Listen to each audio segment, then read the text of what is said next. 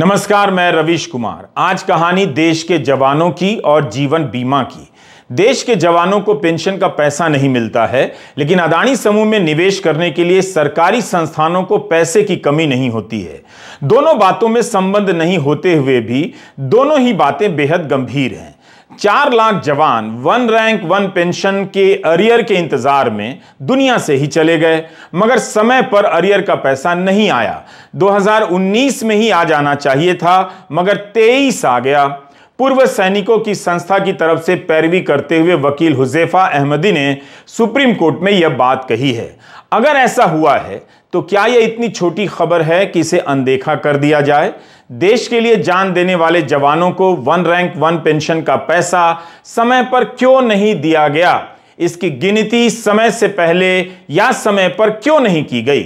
अदानी और भारतीय जीवन बीमा निगम की खबरों पर आने से पहले इस पर नजर डाल लेते हैं। जब जवानों के साथ ऐसा हो सकता है तो बाकी देश की जवानी का क्या हाल होगा, आप समझ सकते हैं।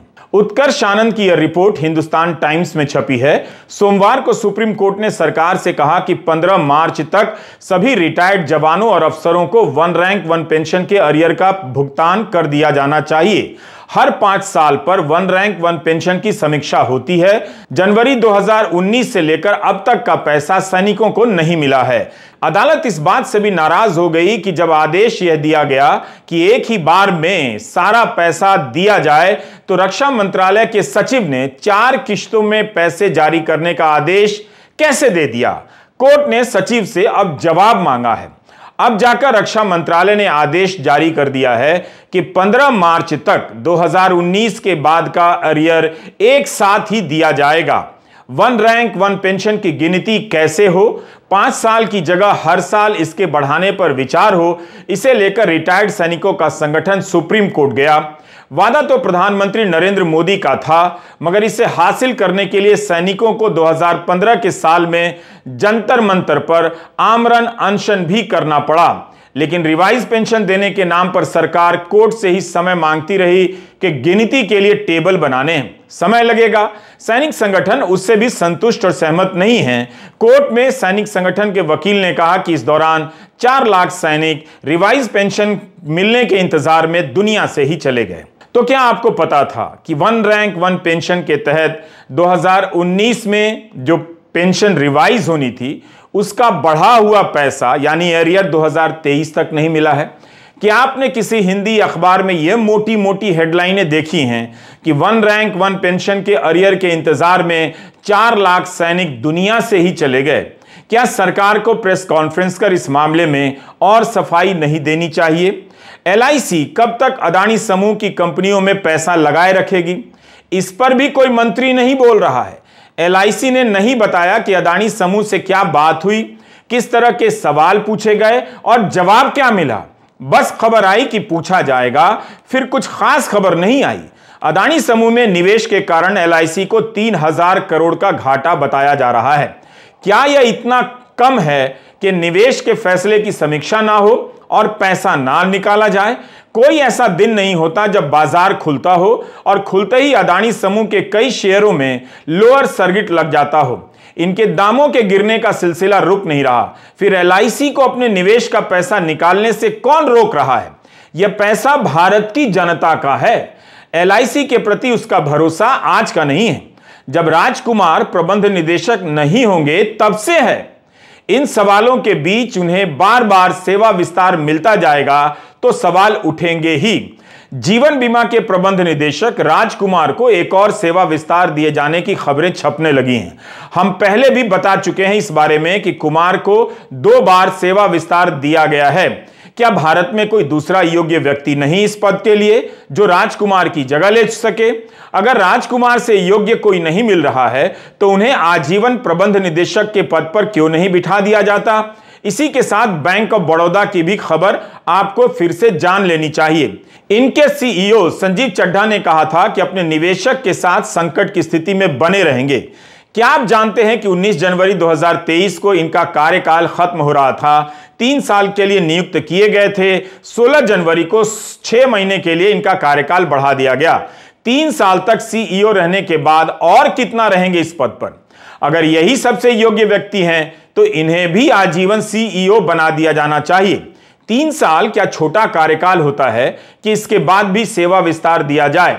क्या इसी इनाम की वजह से जनाब ने अदानी समूह के साथ बने रहने की बात कही, या बाजार की महान समझ के आधार पर यह बात कही? 3 साल तक पद पर रहने के बाद भी सेवा विस्तार देने का क्या मतलब है? भारतीय जीवन बीमा निगम को अपने शेयर धारकों को बताना चाहिए कि अदानी समूह में अपने निवेश को कहां तक डूबने देगा। निगम ने कहा था कि अदानी समूह में जो निवेश है वो उसकी कुल संपत्ति का 1% है। यह देखने में छोटा लगता है, मगर 30,000 करोड़ इतनी छोटी राशि भी नहीं कि इसके डूब जाने को लेकर चिंता ना की जाए। निवेशकों का दिल धड़क रहा होगा इन दिनों जब भी वे एलआईसी के शेयरों के दाम देखते होंगे, मायूस हो जाते होंगे। भारतीय जीवन बीमा निगम के शेयरों में भी गिरावट जारी है। 52 हफ्ते में अपने न्यूनतम स्तर पर पहुंच गया है। 24 जनवरी को हिंडनबर्ग की रिपोर्ट आई, तब जीवन बीमा निगम का एक शेयर 702 रुपए का था। सोमवार को इसके एक शेयर का दाम 566 रुपए हो गया। पिछले शुक्रवार को 584 रुपए पर बंद हुआ। एक महीने से कुछ अधिक समय में 17% से अधिक गिरावट आ गई। मई 2022 में जीवन बीमा निगम का आईपीओ आया, तब इसके एक शेयर का दाम 949 रुपया हो गया। आज इसके एक शेयर पर 383 रुपए का नुकसान है। मई 2022 के दाम की तुलना में 40% का घाटा। यह ध्यान रखिएगा कि बाजार में दाम में उतार चढ़ाव होते रहते हैं, आंकड़े बदल जाते हैं। आज मार्केट बंद होते होते शेयर का रेट 575 के आसपास आ गया। मीडिया में भारतीय जीवन बीमा निगम के शेयरों में गिरावट और निगम को हुए नुकसान को लेकर हर दिन कुछ न कुछ छप रहा है। इसमें आमतौर पर आंकड़े होते हैं। इसका जवाब नहीं होता कि जब कोई संस्था अपने फंड का निवेश करती है और घाटा होने लगता है तो उस निवेश से बाहर आने का फैसला कब लिया जाता है, कौन लेता है, कैसे लिया जाता है, इसकी जानकारी नहीं छप रही। जब हिंडनबर्ग की रिपोर्ट आई तब भारतीय जीवन बीमा निगम के प्रमुख का बयान आया कि अदानी समूह में जो निवेश किया गया है वो अभी फायदे में है, घाटा नहीं हुआ। हमने भी आपको यही बताया। मतलब जिस दर पर शेयर खरीदे गए हैं उसके दाम गिरने के बाद भी मुनाफा है। 27 जनवरी को अदानी समूह में एलआईसी के शेयरों का मूल्य 56,142 करोड़ रुपए के बराबर था, जो निवेश की लागत से फिर भी बहुत अधिक था। लेकिन अब स्थिति काफी बदल गई है।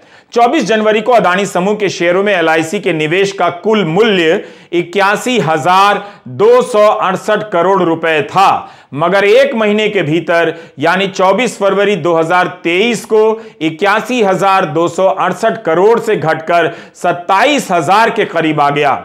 इस हिसाब से देखिए तो एलआईसी को अदानी ग्रुप में निवेश से अब तक 50,000 करोड़ से अधिक का नुकसान हो चुका है। यही नहीं, जो मूल पैसा लगाया गया अब तो वह भी घाटे में है। दैनिक भास्कर ने शुक्रवार को अपने एक रिपोर्ट में लिखा है कि एलआईसी ने अदानी समूह की 5 कंपनियों में 30,127 करोड़ रुपए के शेयर खरीदे, जिनका मूल्य इस समय 27,000 करोड़ के करीब आ चुका है। इस बीच एलआईसी को दिसंबर में 50,000 करोड़ का मुनाफा मिल रहा था, जो अब 3,000 करोड़ के घाटे में बदल गया है।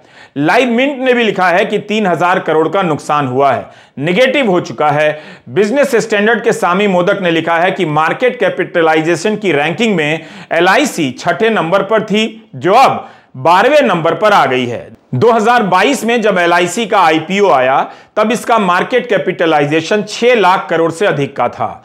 अब 2.4 लाख करोड़ गिर गया है। 40% की गिरावट आ गई है। इस समय एलआईसी में सरकार की 96.5% हिस्सेदारी है। इसलिए भारतीय जीवन बीमा निगम के मार्केट कैपिटलाइजेशन में कमी होगी तो उसका असर सरकार के खजाने पर तो पड़ेगा ही, नागरिकों पर भी बुरा असर पड़ेगा। जिस रफ्तार से अदानी समूह के शेयर गिरते जा रहे हैं, वैसे में यह सवाल गलत नहीं हो सकता कि एलआईसी को क्यों दांव पर लगाया जा रहा है। अब सवाल है कि 3,000 करोड़ का घाटा किसके हित के लिए उठाया जा रहा है, अदानी के लिए या भारत की जनता के लिए जिसने एलआईसी के शेयरों में निवेश किया है। हमारे कुछ सवाल हैं। 31 जनवरी के आसपास जीवन बीमा निगम के प्रबंध निदेशक राजकुमार का बयान आया कि अदानी के एफपीओ में 300 करोड़ का निवेश बोर्ड की मंजूरी के बाद किया गया, आगे और निवेश नहीं होगा। कुछ दिनों के बाद अदानी ने एफपीओ वापस ले लिया। हमारा सवाल है कि क्या उस बोर्ड ने अदानी के शेयरों में निवेश जारी रखने के फैसले की कोई समीक्षा की है कि 3000 का घाटा हो चुका है, LIC और कितना घाटा सहेगी? क्या पूरा ही पैसा डूबने दिया जाएगा? 31 जनवरी के बिजनेस स्टैंडर्ड में राजकुमार ने कहा था कि स्थितियां बदल रही हैं, लेकिन अब तो 1 महीना हो गया, स्थितियां बदल कहां रही हैं? हर दिन अदानी के शेयर तो गिरते ही जा रहे हैं। LIC ने तब कहा कि अदानी समूह से सवाल करेंगे, तो क्या जवाब मिला इसका भी कोई ब्यौरा जनता को नहीं दिया जा रहा है, या दिया गया है, आप पता कर लीजिए। पैसा आपका डूब रहा है और सेवा विस्तार किसी और को मिल रहा है। भारत की जनता भारतीय जीवन बीमा निगम पर भरोसा करती है। नॉर्वे का सरकारी पेंशन फंड दुनिया का सबसे बड़ा पेंशन फंड माना जाता है। इसने अदानी समूह से अपना सारा पैसा निकाल लिया। ऑस्ट्रेलिया में पूछा जा रहा है कि सरकारी कर्मचारियों के पेंशन फंड का कुछ हिस्सा अदानी समूह में लगा है, कहीं डूब तो नहीं जाएगा? और हम किस आधार पर मानकर चल रहे हैं कि जीवन बीमा के निवेशक चिंतित ही ना हो? नॉर्वे और ऑस्ट्रेलिया के निवेशक चिंतित हैं, मगर भारतीय जीवन बीमा के आम निवेशक अपने शेयरों के दाम गिरने से होली मना रहे हैं। अब तक माना जा रहा था कि अदानी समूह से आ रही घाटे की खबरें उसी तक सीमित हैं और निचले स्तर तक इनका प्रभाव नहीं पहुंच रहा। बिजनेस स्टैंडर्ड में सचिन पी ममपट्टा की खबर छपी है कि अदानी समूह से पैसा निकालकर नॉर्वे के पेंशन फंड ने अंबानी समूह में डालना शुरू किया। फंड के कागजों के एक अध्ययन के मुताबिक नॉर्वे के फंड ने 2022 में अंबानी की कंपनियों में $180 मिलियन से भी अधिक का निवेश किया। यह जानकारी दिसंबर 2022 तक की है। खबर के मुताबिक यह निवेश रिलायंस की कम से कम 4 कंपनियों में किया गया। वहीं नॉर्वे फंड ने दिसंबर 2022 तक अदानी समूह की 3 कंपनियों में करीब $200 मिलियन का निवेश किया हुआ था, जिसे पूरी तरह निकाल लिया गया है। जहां तक हमने इस खबर को समझा है और समझने में अगर चूक नहीं हुई है, तो इस खबर में यह भी लिखा है कि नॉर्वे के फंड ने सरकारी प्रतिभूतियों में भी अपना निवेश कम किया है। रिलायंस इंडस्ट्री से भी पैसा निकाला गया है। रिपोर्ट में लिखा है कि रिलायंस के बॉन्ड सरकार संबंधी बॉन्ड की श्रेणी में आते हैं। बिजनेस स्टैंडर्ड को पेंशन फंड ने बताया कि पैसा निकालने की वजह बॉन्ड को सरकार द्वारा गारंटी दिया जाना है। नॉर्वे के फंड ने हिंडनबर्ग की रिपोर्ट से पहले ही अपना निवेश निकाल लिया। इसमें कहा गया कि पेंशन फंड को शक हो गया कि कहीं उनके पैसे का इस्तेमाल करके प्रदूषण फैलाने वाले कार्य ना किए जा रहे हों, क्योंकि 10 फरवरी की फाइलिंग से पता चला कि अदानी एंटरप्राइजेज अदानी ग्रुप की ग्रीन कंपनियों के स्टॉक को गिरवी रखकर ऑस्ट्रेलिया की करमाइकल कोयला खदानों को फाइनेंस कर रहा है। पेंशन फंड ने कोयले को अपने पोर्टफोलियो से ब्लैक लिस्ट कर दिया है, इसलिए किसी भी रूप में करमाइकल प्रोजेक्ट तक उनका पैसा पहुंचना उनके नियमों का उल्लंघन है। यह बात उनकी एक प्रमुख अधिकारी किरण अजीज ने एक साक्षात्कार में कही थी। अदानी समूह पर स्टॉक में हेराफेरी के आरोप लगे हैं कि उसके जरिए दामों को बढ़ा चढ़ाकर दिखाया गया। वो किस तरह से हुआ, उसमें कौन शामिल हैं, यही तो जानने की बात है। शेल कंपनियां बनाकर अपना ही पैसा इधर से उधर घुमाने के आरोप लगे हैं। अदानी ग्रुप ने खंडन तो कर दिया, मगर अभी तक वो सवाल सामने हैं। विपक्ष के हर दल ने इतने सवाल उठाए, धरना प्रदर्शन किया, मगर जांच की बात टस से मस आगे नहीं बढ़ी। अब हम 2 खबरों का जिक्र करना चाहेंगे। इस खबर को ध्यान से देखिए। लिखा है कि वित्तीय मामलों के जानकारों ने नेशनल स्टॉक एक्सचेंज बोर्ड और सेबी से कहा है कि अदानी समूह की 5 कंपनियों के शेयरों को निफ्टी 50 से जोड़ा गया है। इस फैसले की समीक्षा कीजिए, इससे लाखों निवेशकों की बचत 31 मार्च से इस डूबते जहाज में खपने लग जाएगी। 17 फरवरी को निफ्टी ने बताया कि इसकी एक कमेटी ने तय किया है कि तमाम सूचकांकों में स्टॉक में अदल बदल की जा रही है। यह एक नियमित प्रक्रिया है।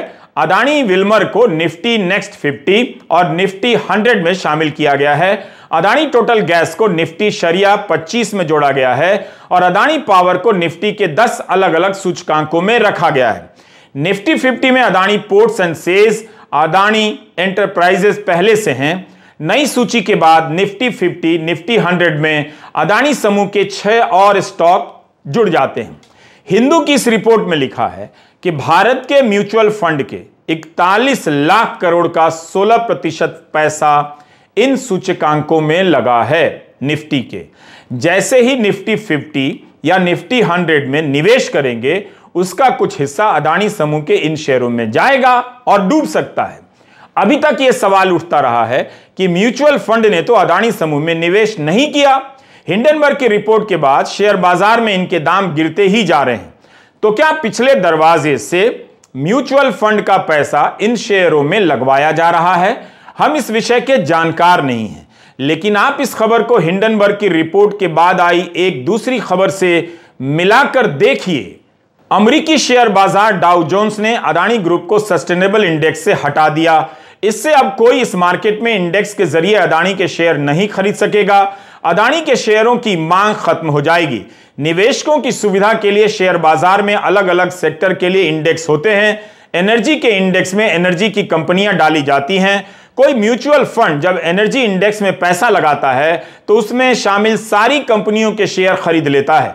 डाउ जोन्स ने इस सूची से अदानी एंटरप्राइजेस को हटा दिया है। इसलिए अब कोई डाउ जोन्स के सस्टेनेबल इंडेक्स में पैसा लगाएगा तो अदानी के शेयर नहीं खरीद पाएगा।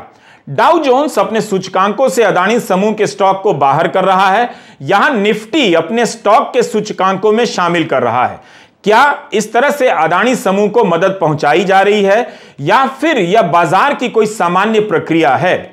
अगर इतनी ही सामान्य होती तो क्या हिंदू अखबार इसे पहली खबर के रूप में लगाता?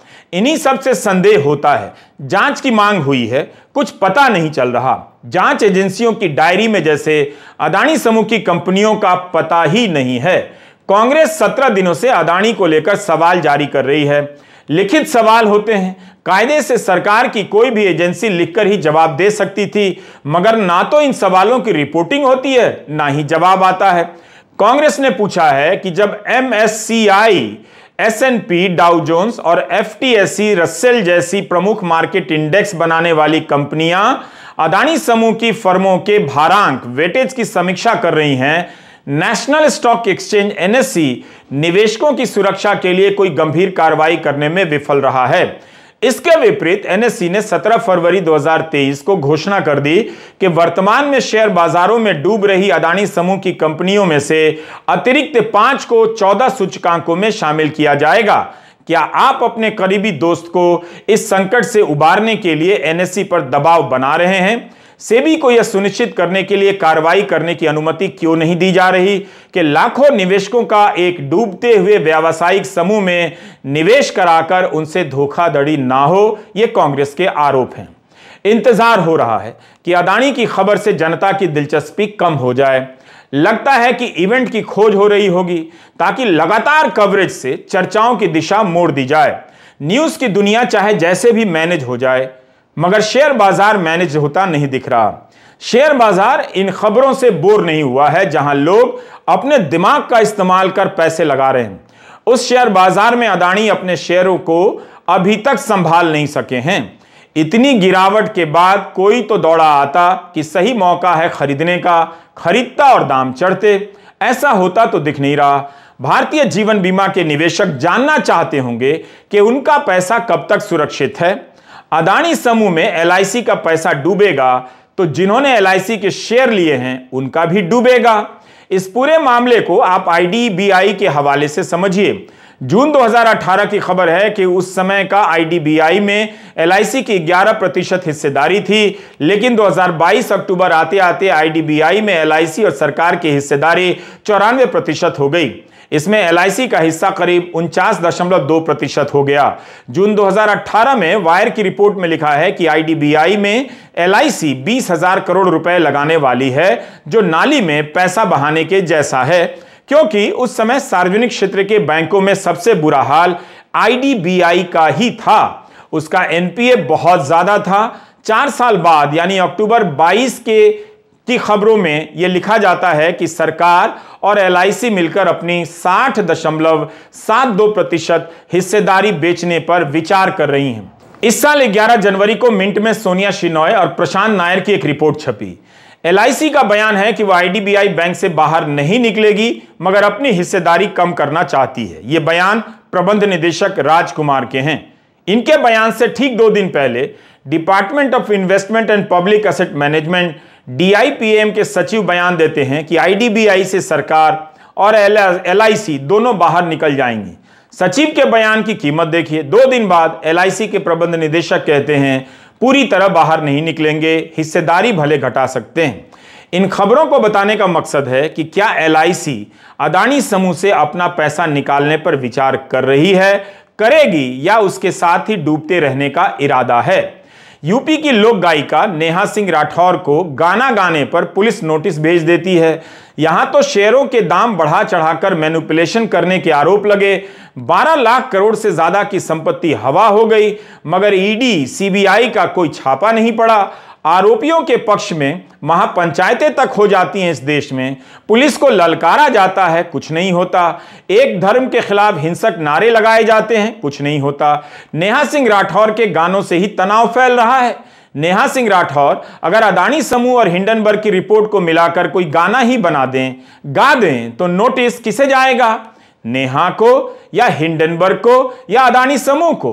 कम से कम इसी तरह के फालतू सवाल ही पूछ लीजिए सवाल के नाम पर, अगर गंभीर सवालों के जवाब नहीं आते हैं तो। दिल्ली के शिक्षा मंत्री मनीष सिसोदिया की जमानत पर चीफ जस्टिस के सामने सुनवाई हुई।